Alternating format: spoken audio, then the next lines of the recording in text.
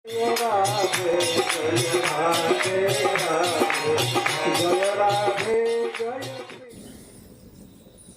में उन्होंने यही कहा कि यदि मैं ऐसा नहीं कर सका, कृष्ण को बाध्य नहीं कर दिया अस्त्र उठाने के लिए, तो क्षत्रिय गति ही न पाऊँ। अंत में कहता मुझे क्षत्रिय की गति न मिले, मैं नरक में गिरूं, ये हो वो प्रतिज्ञा कर ली। दुर्योधन को बहुत प्रसन्नता हुई और उस दिन भीष्म पितामह युद्ध में अद्भुत तरीके से लड़ रहे थे, उसी की वे याद कर रहे हैं। लड़ रहे थे विद्युत गति के समान, वो बाण लेना चढ़ाना छोड़ना, कोई समझ ही नहीं सकता कब ले रहे हैं, कब बाण चढ़ा रहे हैं, छोड़ रहे हैं। और अर्जुन के साथ युद्ध हो रहा था। युद्ध होते होते अर्जुन उस दिन ऐसा लग रहा था कि अब तो भीष्म पितामह के हाथ से मारे जाएंगे। यह केवल पोज था भीष्म पितामह का, अर्जुन के प्रति भगवान का प्रेम प्रकट करने के लिए। बाण चढ़ा रहे थे, अर्जुन भी प्रतिकार कर रहे थे। अर्जुन मार नहीं रहे थे, केवल उनके बाणों को काट रहे थे, पर काटने में ही वे परेशान हो गए। और भगवान तो भक्त के अभिप्राय को जानते हैं, भीष्म पितामह के अभिप्राय को जानते थे। तो जब अर्जुन बाणों से प्रतिकार कर रहे थे, बार बार लेते थे, ये करते थे, वो करते थे, भीष्म पितामह अद्भुत युद्ध कर रहे थे उस दिन। अब लगता था कि अर्जुन अब मारे जाएंगे, तो भगवान जैसे भय की लीला कर रहे थे। सर बाण आ रहा था, अर्जुन लड़ रहे थे, तो भगवान एक बार भयभीत दृष्टि से देखे अर्जुन की तरफ ऐसे, तो अर्जुन उसी समय पसीना पोंछने लगे। कभी अर्जुन को युद्ध में पसीना नहीं छूटा था, लेकिन उस दिन ऐसी भगवान की लीला, पसीना छूटा। तो भगवान ने देख लिया। हरे कृष्णा, बैठिए बैठिए बैठिए।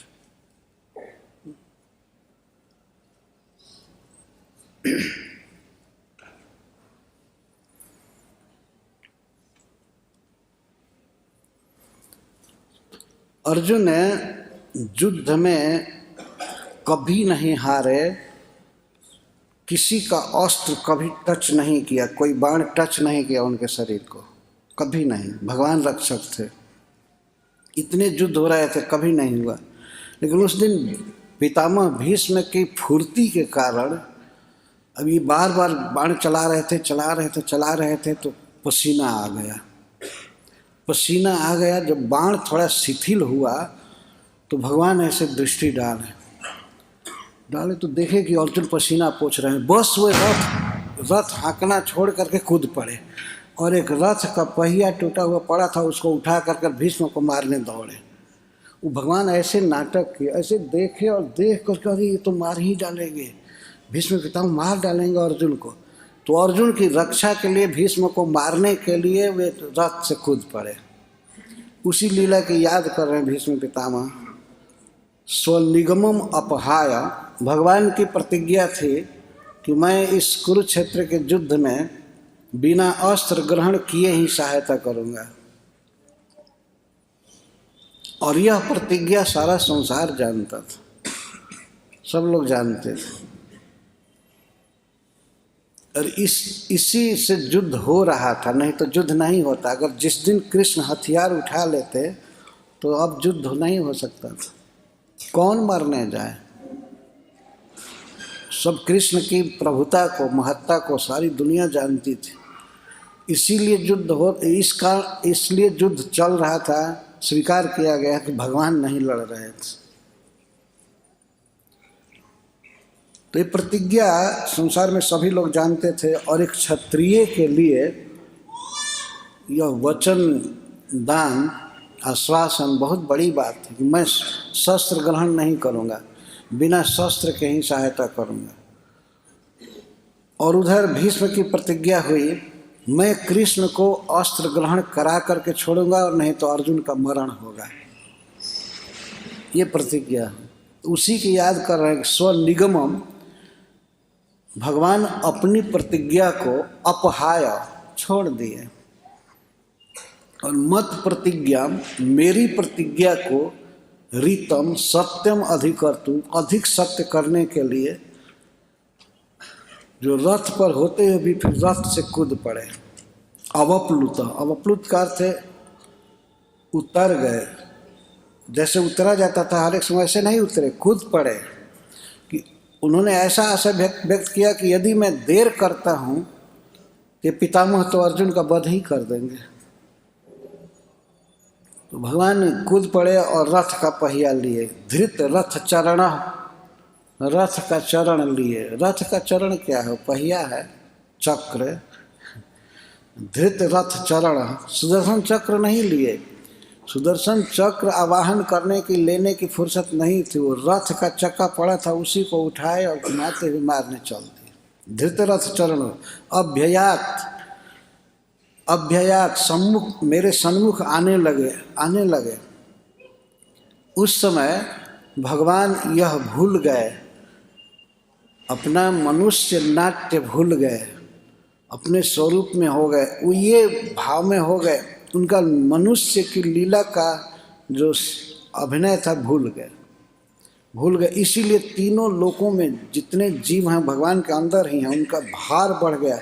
तो पृथ्वी कांपने लगी, हिलने लगी भगवान के भार से। चलत गुह, भीष्म पितामह कहते हैं, जब वो मेरे तरफ आ रहे थे मुझे मारने के लिए, तो पृथ्वी कांपने लगी। और वैसे चले हमें मारने के लिए जैसे सिंह हाथी को मारने चलता है। इभम हंतुम Hari Eva.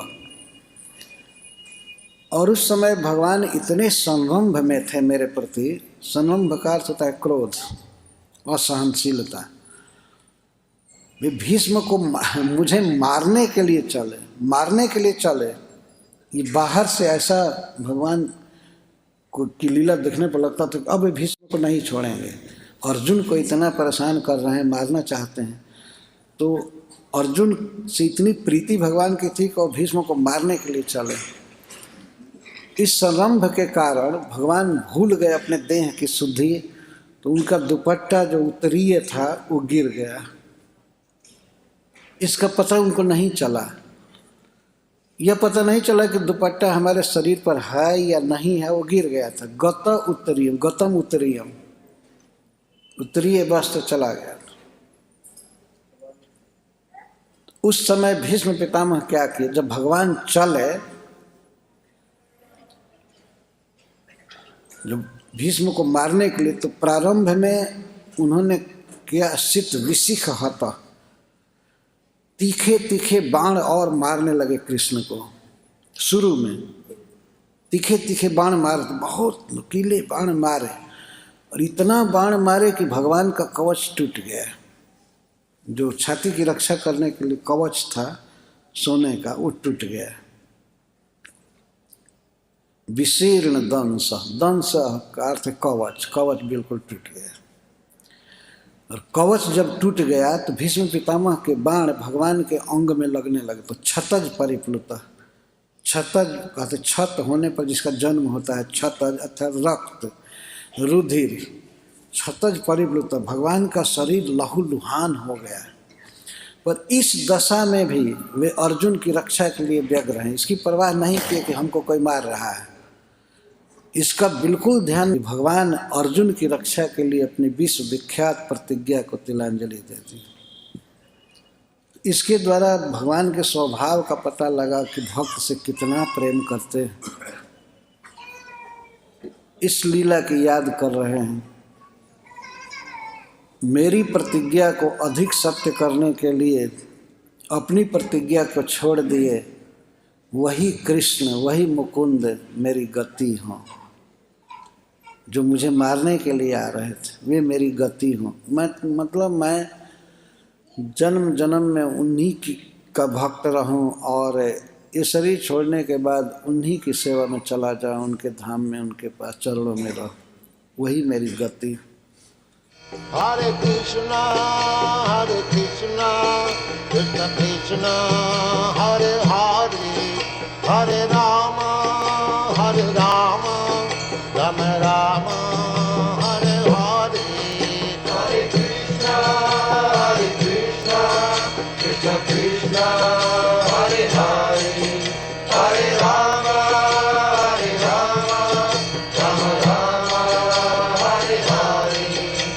Hare Krishna, Krishna Krishna, Hare Hare, Hare Rama.